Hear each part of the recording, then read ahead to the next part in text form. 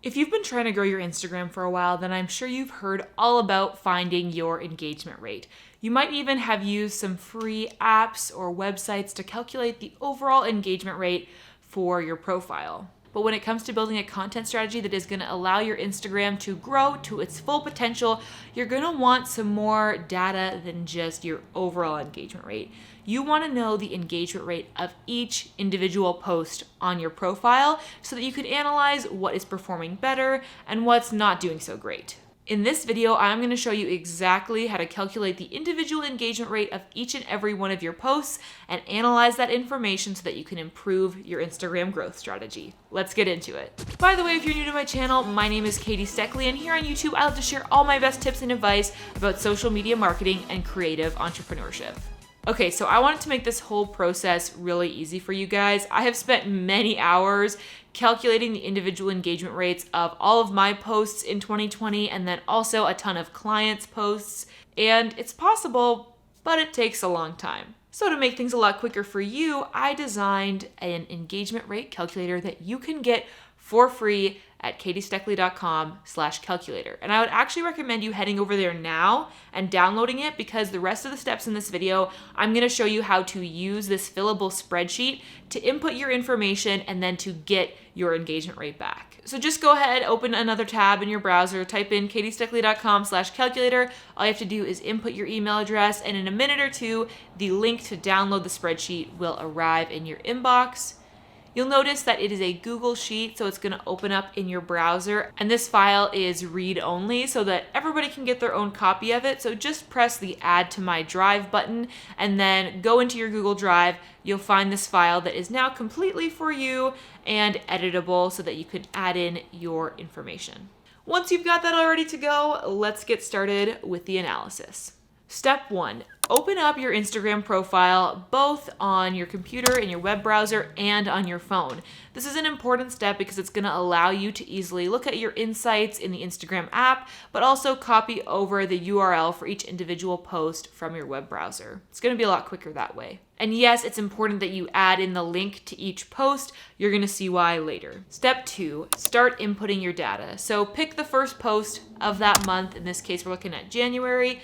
Enter in the likes, comments, saves, and shares. You can find this by going to the post on your profile in the Instagram app and clicking on Show Insights so that you can see all of this information. Step 4, enter the number of followers that you had at the time of the post. Now, I know this is going to be a little difficult if you are analyzing your data from months or weeks past. You don't necessarily know exactly how many followers you had at that point. So you can see in my example, I was just using rough estimates because I didn't record how many followers I had on this particular date in February. So it's okay for estimates looking far into the past to just guess how many followers you had then, but I would really recommend moving forward to record all of this information every time you make a new post on Instagram. So within 24 to 48 hours after the post is published, it will pretty much have all the engagement that it's ever going to get. So I would recommend about 48 hours later, go in, enter your likes, comments, saves, and shares, and then put in however many followers you have at that point. If you do this every time you post, you're going to get a more accurate engagement rate because your number of followers is going to be more accurate to how many you had at the time that you posted. Because, for example, if I just put the number of followers that I currently have in on every single line, then 2 months ago, when I definitely had fewer followers, all of my engagement rates are going to be a lot lower, because the higher number of followers you have, the higher you would expect to have your likes and comments. But obviously in the past, my followers were lower. And so if I want to keep my engagement rates accurate, then I want to make sure that my follower count is accurate to the time that I made that post. So I would just recommend adding this as a step to your regular Instagram posting routine, is recording the data from your 1 day or 2 day old posts. All right, number 5, watch the chart light up with color, my friend, because as you start entering data, you are going to notice that some stuff starts to happen on the chart. First of all, the engagement rate is going to pop up. I've got a formula set up so that it uses the information that you've inputted to automatically calculate your engagement rate. If you're curious what's happening here, essentially it is just adding your likes and comments together, dividing it by your number of followers, and then multiplying that by 100 to get a percent. So you'll notice a few columns have a color range in them, the engagement rate and the shares and the saves. So now I want to talk about how you can interpret what those colors are telling you and why I've set it up this way. So green, first of all, is the engagement rate. This is what we all came here for, right? Your highest engagement rates are going to be highlighted in the darkest green color, going all the way up to white for your lowest engagement rates. If you're kind of wondering what's good and what's bad objectively, I'm always aiming for a 10% engagement rate, which is definitely on the high side. Like I've talked about in the past, the average Instagram engagement rate is like closer to 3%, and 6% would be considered very high. So 10 is like batting it out of the park, but I just believe in always trying your best and really trying to maximize your engagement. So I aim for 10%, even though I rarely hit that. But whatever is good for you is gonna be what's highlighted in dark green. So basically it's a scale from whatever is the highest number in that column, it's gonna get the darkest green color, and then everything else will just be a gradient down to white towards 0. Don't stress out if your engagement rates aren't like the ones that I'm showing in my example. That's totally fine. Everybody's on their own journey. And what I would recommend is just always trying to get a little bit better every month. Get like one higher engagement rate every month. So if this month your highest engagement rate was like 3.5%, maybe next month aim to have, the highest engagement rate as 4%. And that means that you're growing overall. So let's talk about how to use this information to actually grow. How can you use this data that is now appearing in front of you in this chart to actually make better posts? Well, here is where the links to your Instagram posts come in very, very handy. What you're gonna do is look through your chart and find the places with the darkest green numbers, so your highest engagement rates. Then you're gonna follow that line along all the way over to the left and click on the link to that Instagram post. Looking at this Instagram post, you're gonna wanna ask yourself some questions like, why does this post have a higher engagement rate? What did I write in the caption that might have gotten people to comment or like this post? What about the image got people to stop scrolling and spend more time looking at it? These are super important questions for formulating an effective strategy, because knowing the answer to these is going to allow you to create more posts just like that one, which will then of course get you a higher engagement rate. You may even want to pay attention to the time you posted that image or the day of the week, because that could have an impact on when your followers can engage with it. I would recommend looking through the top 5 posts that are the darkest green colors in your chart and trying to figure out what's similar about them. What is the trend between the captions, the hashtags, and the images that you can see? And when you know that, then you can repeat it in order to get higher engagement rates more frequently.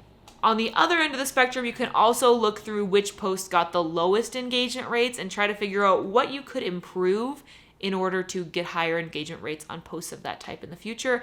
And you might even consider not posting posts of that variety anymore if they're really not serving you. However, that brings us to the other 2 colors, which are also super important to take into consideration, because engagement rate is not necessarily the only thing you should be looking at. So let's talk about the yellow and blue. Again, this works the same way as engagement rate, except for it's just for your number of shares and saves. So the darker the color, the higher the number. Really what this allows you to do is point out right away visually in that chart where your highest performing posts are, and then that allows you to investigate them further to get a sense of why they perform so well. You might notice, like in my case, there are some posts that have a really high number of shares or saves, but they don't have a very good engagement rate.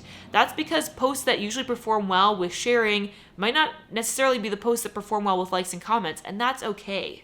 That's why it's so important to have all this information in one place so that you can take a look at that, because you might have a post and say, oh, like the engagement rate is so low. But then if you look at it, it has like a ton of shares, which shares are super important for increasing your reach and potential organic growth. So you wouldn't want to necessarily just cut out posts of that type entirely from your strategy, because they might be having other benefits for you, like getting your posts in front of more eyes. So again, take a look at what got the most shares, what got the most saves. Look at that post, analyze the captions, the hashtags, the photos, and figure out what about them led people to hit that share button or hit that save button. And once you know, you can incorporate those strategies more frequently in order to increase your shares and saves. Once you have that information, then you can really craft an Instagram strategy that is going to be effective and that you're actually going to see growth from. Because if you're just creating content based on intuition or guessing, then you're never going to be able to make a strategy that's actually going to help you grow in a significant way. But if you can use numbers like this to figure out what your audience is really engaging with and really enjoying and receiving value from, then you're able to replicate that kind of content in order to see that kind of success more often. The next step in this Instagram Insights process is to figure out what data is the most important to look at and which you should give more weight than others. Plus, there's more stats than just likes, comments, shares, and saves that I want to teach you about. I go over the entire Instagram Insights platform and how to interpret that information in this video, which I really want you to check out because this is super essential information when it comes to beginners starting to craft an effective Instagram growth strategy. So go check that out next. Before you go, hit the subscribe button so you don't miss any of my future videos. And as always, thank you so much for watching, and I will see you over in this one. Okay, bye!